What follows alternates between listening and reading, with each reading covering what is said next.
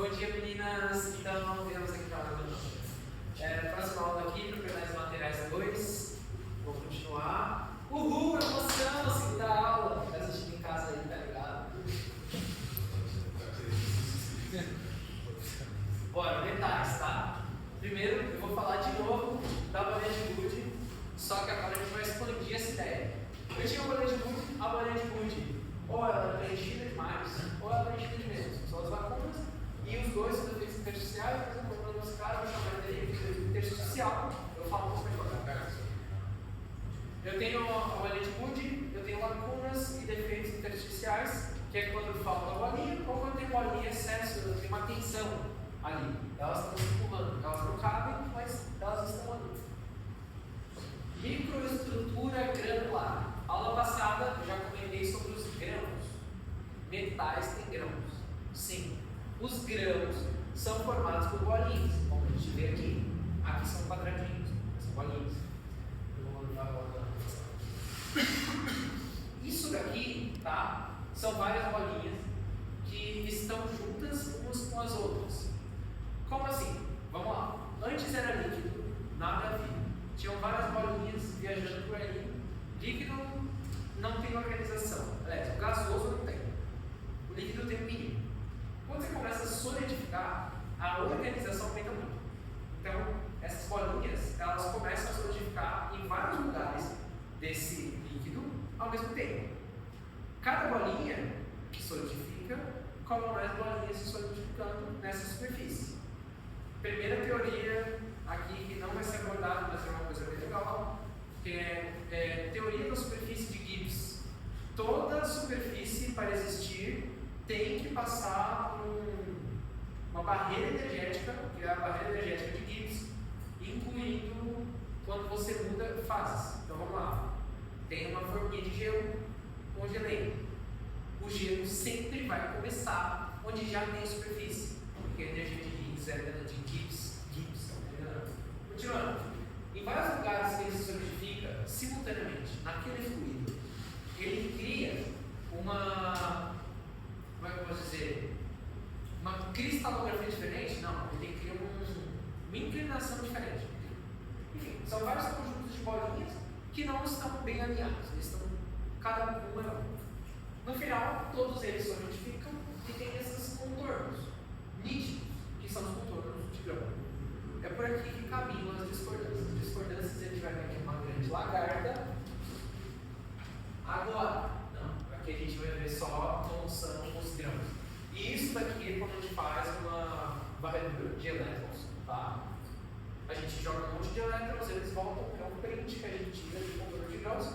Para vocês terem noção, isso aqui são 100 micrômetros. Não é micrômetros, é micrômetros. Isso daqui é um ângulo de cisalhamento, mas não é o caso, enfim, toda a parte de contorno de grão, que são os dois contornos, tá? Dá para ver que são várias bolinhas, aqui mudou um pouco o jeito que elas se organizam, então vendo um contorno de grão. Isso aqui diz pra caramba, tá? Tem muita teoria em cima disso. Isso daqui olhando de ladinho, aqui a gente vê todos os tipos de defeitos. O defeito de cunha, o helicoidal e o misto, que são os outros dois. Defeito de cunha. Vamos lá. Eu tenho minhas bolinhas organizadas, só que aqui falta uma bolinha. Então ficou um espaço vazio. Isso daqui é uma discordância incluindo todo metal, todo material metálico tem algum desses por aí. Isso é a agora. E também tem o helicoidal, que é quando eu tenho toda ela bonitinha e tá um deslocamento. Vocês percebem que isso aqui é um cisalhamento? Todo mundo percebe? Se tu aplicar um cisalhamento no metal, isso aqui acontece, tá? Se tu tem um metal bonitinho, quadradinho, ficar aplicando cisalhamento, quando ele deformar, vai acontecer isso lá dentro. Por isso que a gente estuda esses defeitos, tá? Ali é só os dois. É muito bem. Próximo. Poxa, tá gravando. Tem um ícone de.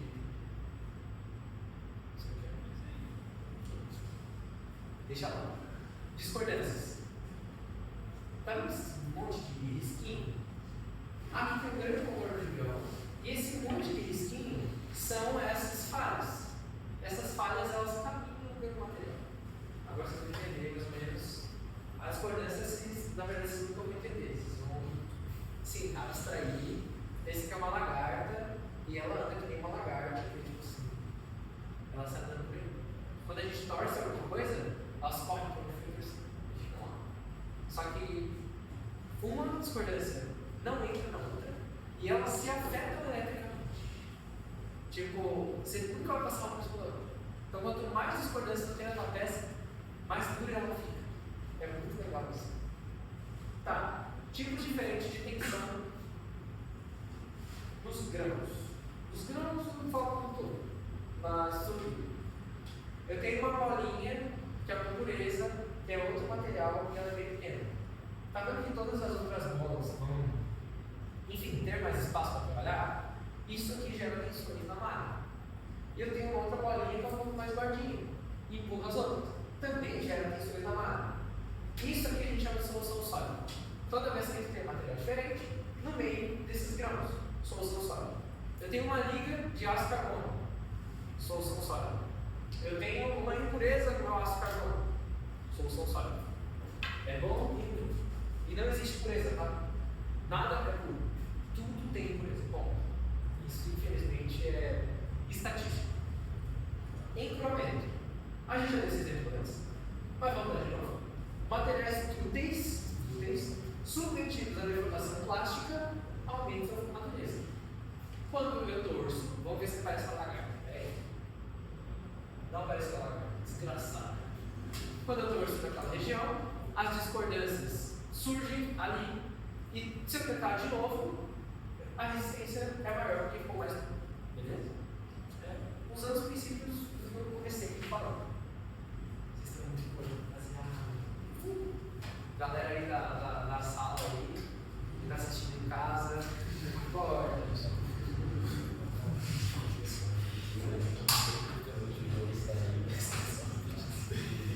Grãos e propriedades térmicas. Vamos voltar para o ferreiro. Aliás, um pouco antes. Lembra que eu dei um exemplo que eu tinha tudo líquido, e eu comecei a solidificar? Isso é o que acontece para a gente fazer o nosso metal. Quando a gente pega o ferro na natureza, a gente pega ele, vários outros componentes, funde tudo e depois solidifica. Aí ele existe. Tá? Quando você fundiu tudo é uma grande sopa e não existem grãos. Então a gente está para lá. Comecei a solidificar. Quando eu solidifico, existem vários grãos pequenos em todo o meu fluido. Conforme eu vou solidificando, ou seja, a temperatura baixa, não necessariamente baixa a temperatura, grãos vão surgindo e grãos vão crescendo, né? Porque ele baixa a temperatura do fluido e ele é uma superfície, portanto ele promove a solidificação. Esses grãos, supondo que tudo esteja já sólido, tem um tamanho. Aí isso dá pra gente uma certa quantidade de propriedades mecânicas. A gente consegue alterar esse tamanho para ter propriedades diferentes. Por exemplo, grãos muito pequenininhos têm muitas discordâncias aqui no meio. Muitos, porque são grãos pequenos, você tem muito aquela interface entre um grão e outro. Isso daqui dá uma propriedade bizarramente forte para a sua peça, só que frágil. Tu tem que fazer muito mais força para fazer qualquer coisa desse cara aqui comparado com esse cara aqui. No geral, a gente quer sempre uma média entre os dois. Aqui eu trouxe uma coisa boa. Opa, dutilidade é isso aí. Limite de resistência à tração e dutilidade. Eu vou fazer a análise pela dutilidade, tá? Dutilidade é o quão esticável ele é. Lembra da parte plástica. Quando eu tenho muitos grãos, ele é muito frágil, ele é muito duro, então a dutilidade é baixa. Conforme eu aumento o tamanho do grão, que é bem fácil aumentar o tamanho do grão, eu já explico como, aumenta a dutilidade. Só que se tu aumentar demais, tu para no líquido. Pô, enfim, tu extrapola essa dutilidade. Como tu aumenta o tamanho de grão? Tem dois jeitos. Eu tenho um material com grão assim. Esquenta ele até ele ficar líquido e funde de novo. E daí, quando o teu grão estiver gordinho, bem grandinho, aliás, quando tu começou ter grãos, tu para de descer a temperatura. Quando você parar de descer a temperatura, tu vai favorecer só surgir sólido onde já tem sólido por causa do autoclímax. Então, os grãos que existem já vão crescer. Isso é meio imaginar, mas é assim que funciona. Ou, se não, a gente só esquenta muito esse metal e faz um recozimento. Você esquenta ele, deixa ele muito tempo naquela temperatura, até tu saber que ele está mais ou menos aqui nessa faixa. Tá? E daí depois você faz o que você quiser. E isso é tratamento externo, isso é de metal. É bem caro para dois de grão. Tá? E é isso daqui, anos e anos de pesquisa de tratamento de metal. Lembra que eu falei? Não peguem o seu metal e coloquem na água. Acontece aquilo que a gente viu antes, de ter vários grãozinhos, ficar extremamente frágil. Se eu pegar aquela espada de metal, que está incandescente, colocar na água, nossa, cinemática, eu jogo, pá, quebra de vidro. Uma vez o pessoal da elétrica, esse é um dos motivos da continuação da solda, que a gente vai explicar primeiro. Mas, quando você solda a solda, você faz uma técnica da solda, ela se torna extremamente lubrificada. Qualquer tipo de manuseio mecânico na solda quebra ela. Então, a gente sempre vai soldar, a gente não solda, a gente está esfriando a temperatura do ambiente. Aí ela cria grãos um pouco mais altos. Não fica claro. Isso é muito importante para conexões que a gente vai criar. Isso não dá de chegar nessa quinta do azul.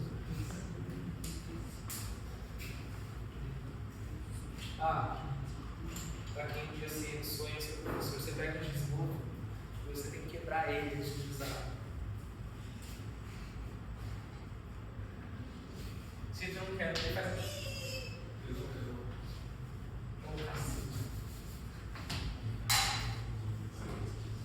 Tá, enfim. Isso aqui é o que faz tudo fazer sentido. Esse DTzão aqui é a variação da temperatura com o passar do tempo. Se tua temperatura estagna, você tende a ter um tamanho de grão. Então a gente muda essa taxa para fazer um grão diferente. E com isso a gente consegue brincar. Esse gráfico aqui é bom. Tá vendo? Não, vocês não estão vendo, mas eu tenho uma linha verde que aqui é a temperatura e aqui é o tempo. É literalmente o que eu escrevi ali. Eu estou com o meu negócio, essa linha aqui, essa primeira linha, é a fusão do meu aço carbono. Então eu estou com o meu aço carbono líquido. Aí eu baixo a temperatura e daí eu baixo ela. Aí eu paro de baixar. Deixa passar o tempo. Os meus grãos estão crescendo. Aí eu chego no determinado ponto, eu esfrio rapidamente. Aí eu subo a temperatura e daí eu baixo de novo. Nessa brincadeira, eu consigo fazer os meus grãos ficarem de várias formas, inclusive de várias composições. O aço carbono é ferro com carbono, certo? Dependendo de como eles estão, eu tenho mais ou menos carbono. Eu posso expulsar esse carbono de algum jeito. Carbono é muito bom. Carbono é um cerâmico, certo? Cerâmico deixa duro. Carbono em excesso deixa duro. Por quê? Cerâmicos são duros. Se eu tenho um potinho, a maior parte desse potinho está com material que tem uma propriedade, o material vai ter dentro daquela propriedade. Os metais são muito moles. Se você pegar ouro, por exemplo, o quão mole é ouro? Antigamente, para ver se era ouro, a galera mordia e ficava com a formata do dente da pessoa. Era ouro. Ouro 18 quilates é ouro pobre. Aquilo é duro que só o capeta. Mal risca. Depende da tua aliança e às vezes risca. Mas quando você começa a misturar, que é aquele negócio que eu falei antes da impureza sólida lá, tu começa a melhorar as propriedades. Enfim, continuando na teta. Só esfriei. Martensita. Aqui tem várias, tá? Austenita, martensita. Aí aqui no meio a gente vai ter perlita, austenita, barenita. Enfim, são várias fases. Não é nem tipo, não, tudo aço carbono. São fases da microestrutura. É muito bizarro.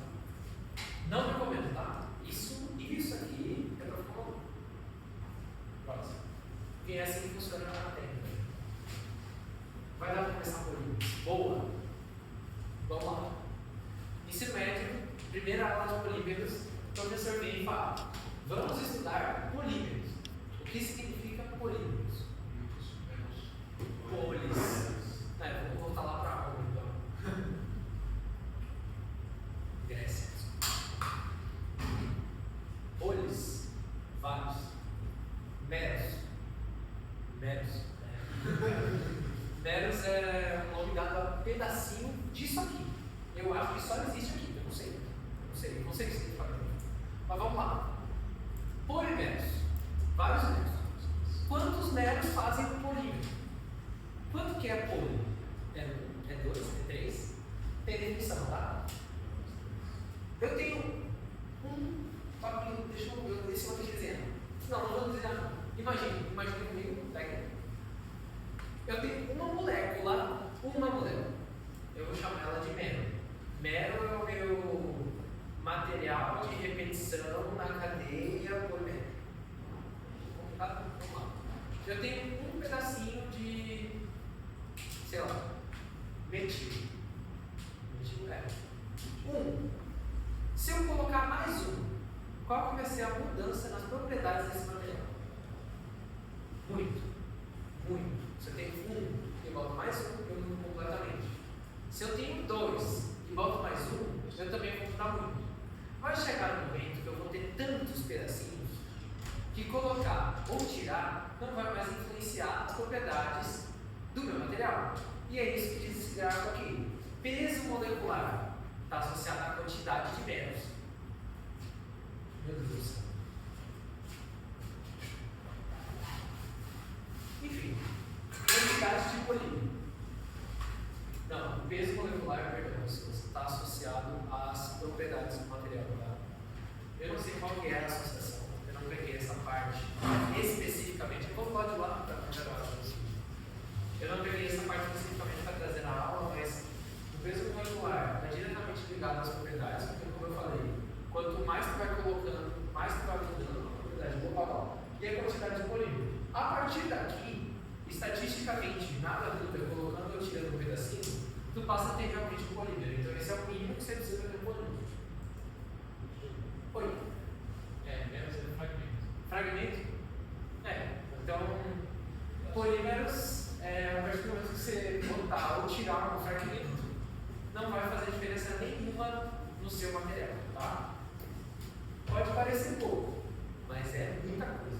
A massa molar de um polímero é extremamente importante e difícil de controlar. Essa é uma das maiores coisas da indústria polimérica aí, que é tu ter um padrão nas propriedades. Porque toda vez que ele faz o mesmo material, se ele não polimerizou direito, qualquer coisa, temperatura ambiente, umidade, qualquer coisa, ele vai ter propriedades diferentes. Isso é muito chato, principalmente em coisas que precisam de qualidade. Tipos de plástico. Plásticos frágeis, vai ter uma deforma, né? Ele só quebrou. Plásticos, que eles têm a fase de deformação elástica, deformação plástica e altamente elástico. Vulgo elastônico. Roupa. Exemplo bom é roupa. Vamos lá.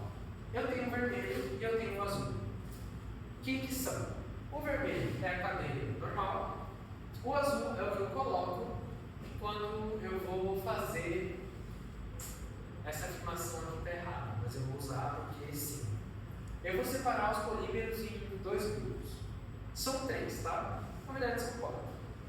Tem os polímeros naturais, que é o látex, que acho que todo mundo conhece. Os polímeros elastômeros, que é roupa, que a gente não vai usar, a gente usa muito pouco na indústria não, né? Na África do Sul. A gente tem os polímeros termofixos e termoplásticos. Um polímero termofixo, ele não tem ponto de fusão. Um polímero termofixo nunca vai ser líquido. E um polímero termoplástico tem ponto de transição vítrea. Por que você comprou motor plástico? Não é termofixo.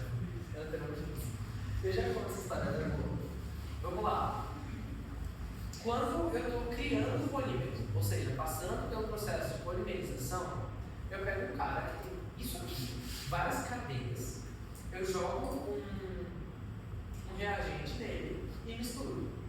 Esse cara vai fazer ligações cruzadas. O que são ligações cruzadas? Eu posso estar errando forte aqui, mas eu vou chutar, tá?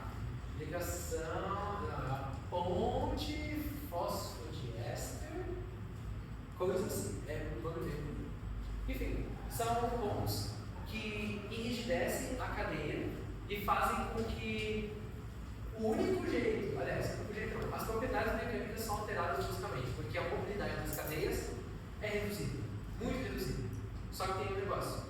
Esse processo de colocar ligações cruzadas é o que a gente faz quando a gente pega lá o nosso epóxi e mistura com o catalisador. Aquilo lá é criar ligações cruzadas. O epóxi já é uma resina, já é um polímero e está no líquido, beleza? A gente vai lá colocar o catalisador e continua sendo epóxi, só que cheio de ligações cruzadas. Ele fica duro, ele fica rígido. E é quimicamente. Então você coloca, mistura, espera e ele fica duro.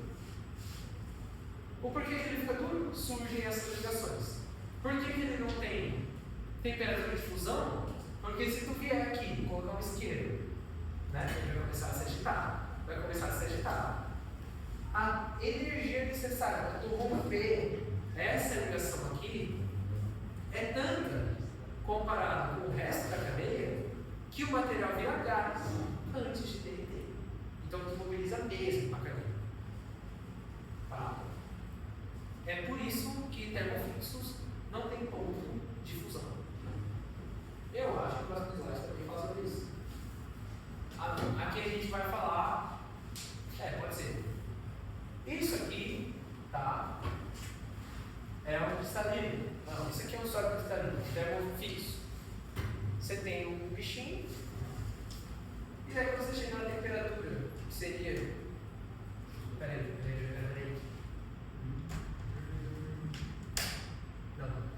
Isso aqui é só para. Como é que eu vou dizer? Termoplástico. Isso aqui é termoplástico. Tá? Termoplásticos são divididos em três. Isso já a fusão, porque é bastante matéria. Porque não tem bastante tempo. Amorfo, aleatório. Semicristalino, aleatório, cristalino. Cristalino, bonitinho, arrumado. Quem tem melhores propriedades mecânicas? Cristalino. Por quê? Fator de empacotamento menor. O que é fator de empacotamento? Quanto cabe no mesmo espaço no mesmo volume.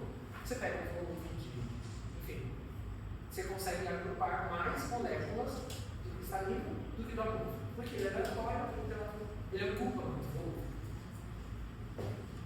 Temperatura de tensão. Eu não trouxe, porque eu achei que ia ser amanhã. Mas, se vocês forem numa festa de criança, isso é muito legal. Vocês peguem um pratinho do bolo, sem bolo, só um pratinho, e façam isso aqui.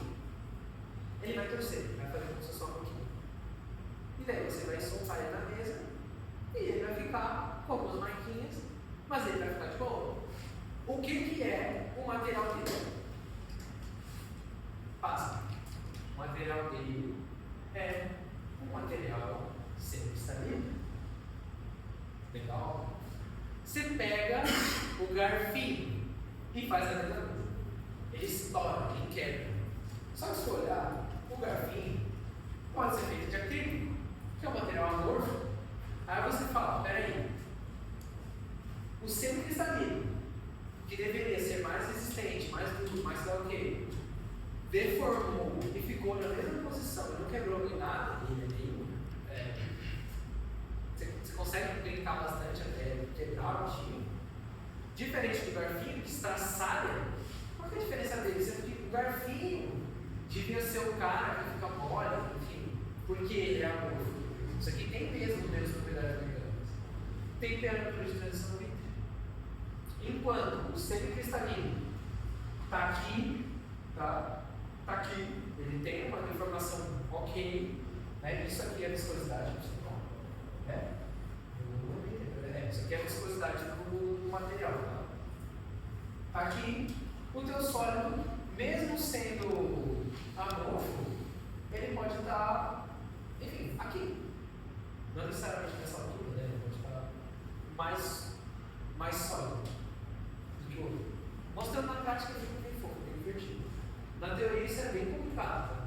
Se vocês não entenderem, então tudo bem. Ah, não, vocês não entenderem. Nossa, tem que entender muito.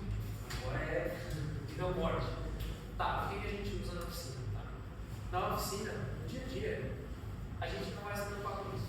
Porque o range de temperaturas que os polímeros operam não é muito grande.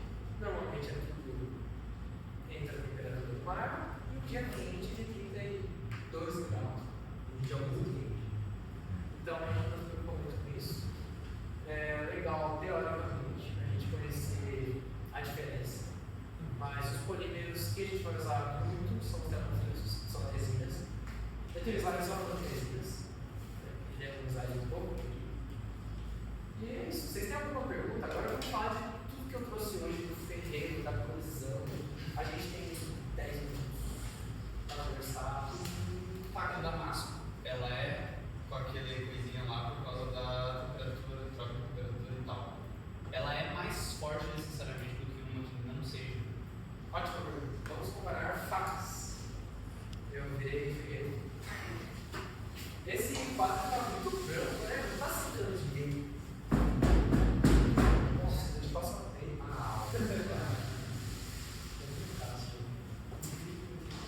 Sorte que o seu chão. É aí. Vamos lá. É verdade.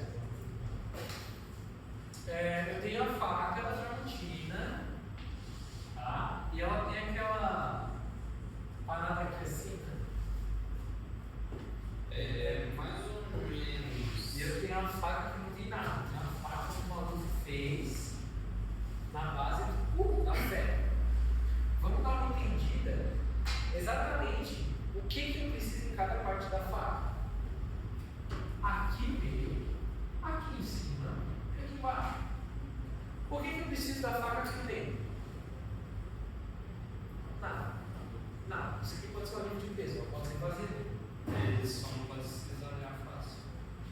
Se desalinhar muito. Quando você está muito Isso meio, aqui é metal. quando você está muito meio, você não se importa com isso. Porque as coisas param de fazer sentido, principalmente quando é metal. Você não vai usar uma faca para levantar um carro. Você vai usar uma faca para cortar um legume. Supondo que a gente vai cortar um legume. Esse cara aqui tem que suportar compressão. Esse cara aqui. Como assim compressão? Se tu fizer qualquer força aqui, tu vai querer. Vamos lá. Eu tenho uma coisa chegando aqui, um legume chegando. O legume é muito duro. Tu tem que fazer muita força com a faca. Tu faz uma força aqui, tá? Tu tensiona a estrutura querendo fazer isso, entendeu? Então aqui tu vai ter um esticamento. Tá? Então eu falei besteira, tem uma tração. Tem que suportar a tração. O metal suporta muito bem isso. Então a gente não se preocupa com a parte de cima. Do jeito que sair, saiu. Só que aqui, mano. Acho que os dois não. Se eu tiver uma ponta, você não vai ponta. Na ponta tu vai se preocupar com outra coisa. Não, mas no não. fio. Essa ponta tiver pressionando na mesa, vai ter uma coisa. Sim. Mas aqui a gente está preocupado com o fio. Isso é resistível. Quando a gente trabalha com coisas muito duras, elas riscam as outras coisas. Então as outras coisas não riscam nada. Você ser riscado significa que você perder a cor. O lápis quando risca, na verdade, ele está sendo riscado. Já falei, isso é complicado. Então a gente tempera só aqui na faca. A gente literalmente coloca ela no forno que esquenta aqui embaixo. Tá? Toda a faca vai esquentar, toda a faca vai esquentar. Mas aqui embaixo vai ter uma atmosfera que tem, sei lá, hidrogênio, carbono, os dois. E essa parte aqui vai estar absurdamente dura. Muito dura. Comparado com o resto da faca. Que não pode estar de qualquer jeito. Como eu falei antes. Um metal puro é mole. Você mastiga, você desfarela o metal. É engraçado dizer, mas tem que cuidar com uma variação de temperatura dos metais. Porque eles mudam de propriedade muito fácil.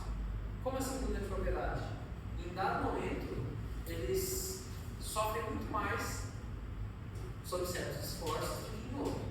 Você pega lá o Titanic. O Titanic estava navegando, bateu no iceberg. Se eu te dissesse que o iceberg que depois do Titanic era ok, o Titanic passou por cima dele. Ia só dá uma entortada na lata e ele segue. Nos testes de temperatura ambiente. Quando é frio, a dutibilidade aumenta e a fragilidade aumenta. Então a gente tem que tomar cuidado, porque quebrou o barco por conta do frio. Isso acontece com várias outras coisas. Teve um caso na Segunda Guerra, ou na Primeira, que, enfim, os Estados Unidos mandavam muitos navios, era o Liberty Society, Liberty Ships, mandava navios para os aliados, com experiência, enfim.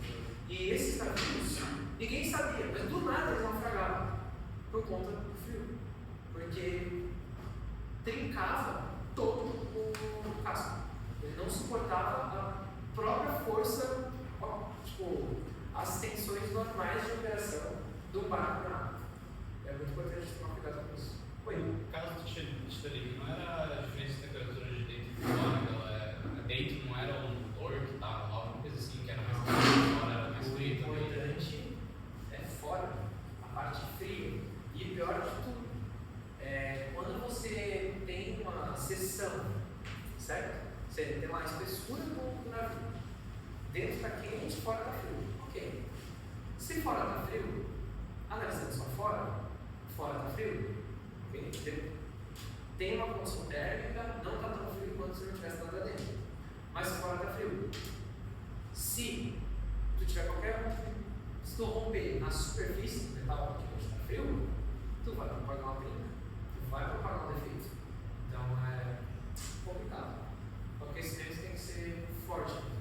É quente dentro da sala de máquinas. Por norma, sala de dano. Não levando em consideração o conforto térmico, a temperatura máxima, sei lá, 40 graus.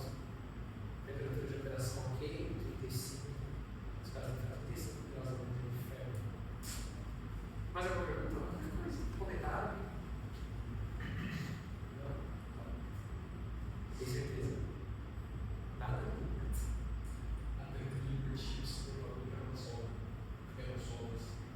Cara, solda é uma coisa delicada que eu. Mas o solda prejudica. Bom, o que eu posso falar sobre solda? Primeiro, a solda exige uma coisa: fusão dos dois materiais envolvidos. Eu vou pegar o material A,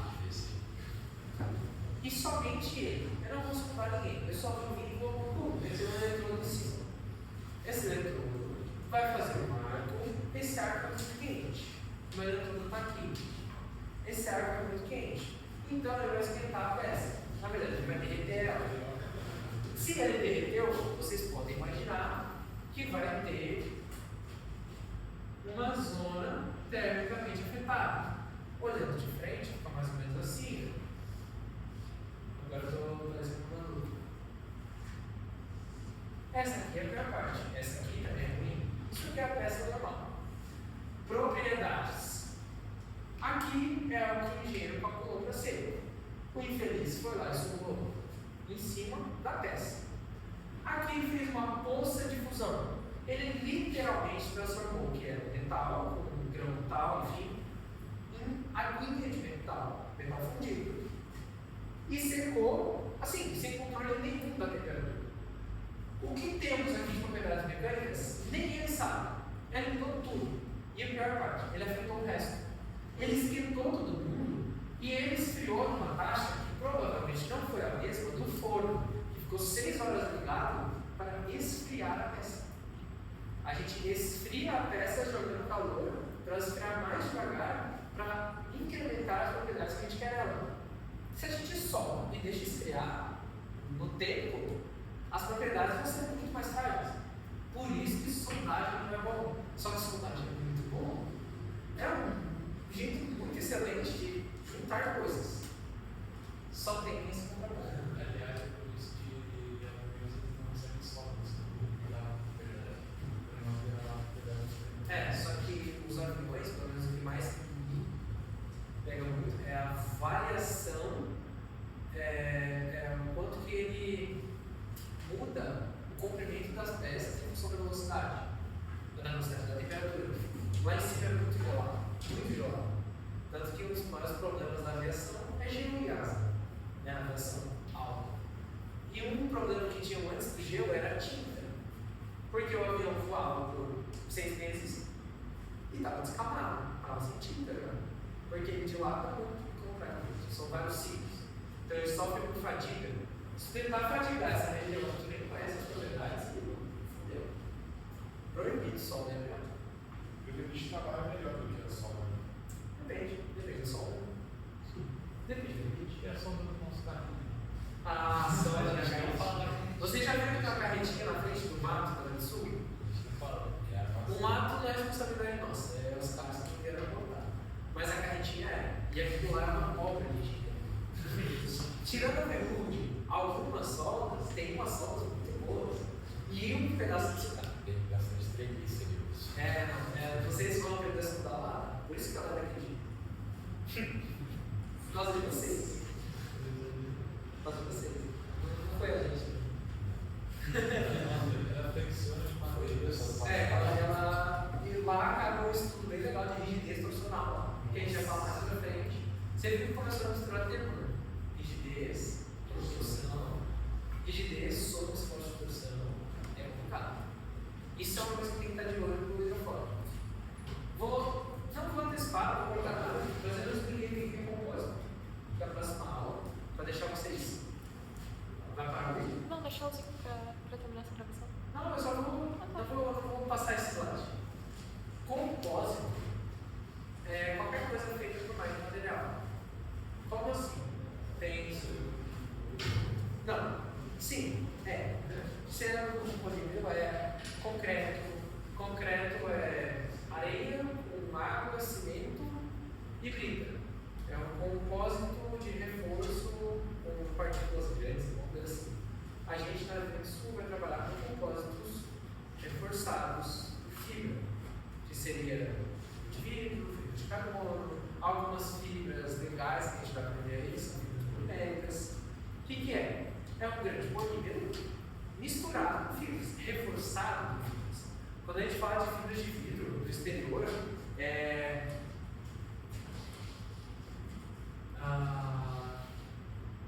a gente trabalha sempre com essa sigla aqui, que é Reinforced, às vezes é Reinforced Epoxy Glass Fiber. É tipo, literalmente é um reforço de fibra de vidro com epóxi. É assim que os caras descrevem e é assim que todo mundo escreve. E a próxima aula vai ser legal. A gente vai falar de como colocar fibras na sopinha de polímero. Super. Quais coisas que aparecem na tração? Tipo, Tração. Desculpa, na torção. Torção. Processador tipo. Sei. Você Quebrou processador, deve ter 1 milhão. Sim. Vamos lá. Você quer fazer análise em outros planos? Vamos pegar uma torção. Eu vou ter que ter obrigatoriamente um cara aqui, tradicional, tá? O chão está fixado. Ele está preso, tá? Aí, aqui, pá. Nossa, fabuloso esse desenho. O que eu vou fazer? Eu vou aplicar uma força. Vocês vão ter que forçar a imaginação agora. Vocês estão bons de imaginação? Vocês têm que estar. Essa vai ser difícil. Lembra do cesariamento? Cesariamento não é isso aqui, ó.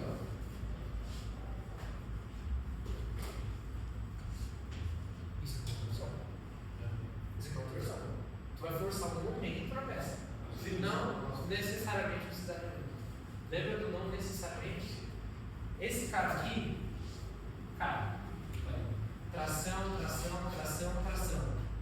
Agora quem vai ter compressão? Jesus. Compressão. Eles vão ser não querer. Esse. Vão querer alocar. Aí tu ainda vai ter, se tu fizer um corte transversal nesse cara, que vai estar mais ou menos assim. Nossa, Deve ser velocidade atravessa também. ele vai ter um cara aqui, vai ter um cara aqui. Vamos fazer uma análise rápida dos esforços? Vamos pegar aqui. Inferno, cara, isso aí é computacional, isso não se resolve analiticamente, nem na graduação. Eu nunca resolvi uma coisa dessa analiticamente, por isso que eu, enfim, não saberia fazer. Mas, computacionalmente, isso aí, ó, é muita coisa, é muito cálculo, e a gente fala de mecânica de fluidos, mecânica de sólidos, tudo é interativo. O que é interativo? É uma coisa que precisa de vários processos, que tem uma função muito grande, outros tem que varrer muitos pontos. Por exemplo, fiz uma viagem daqui a Joinville. A minha velocidade mudou em todos os pontos. Seja por causa do trânsito, porque eu queria economizar combustível, por causa de uma placa, por causa de uma carga. Enfim, quando você pega o material, coloca ele, vai acontecer tal força, você tem que pegar todos os pedacinhos desse material e ver o que vai acontecer em cada um deles. Então isso exige para a gente, muitas vezes, calcular o que está acontecendo e em função do esforço anterior. Alguma dúvida? Chegou. Na hora, hein? Sabe o que veio aqui visitar hoje? Bora aqui. Aqui agora?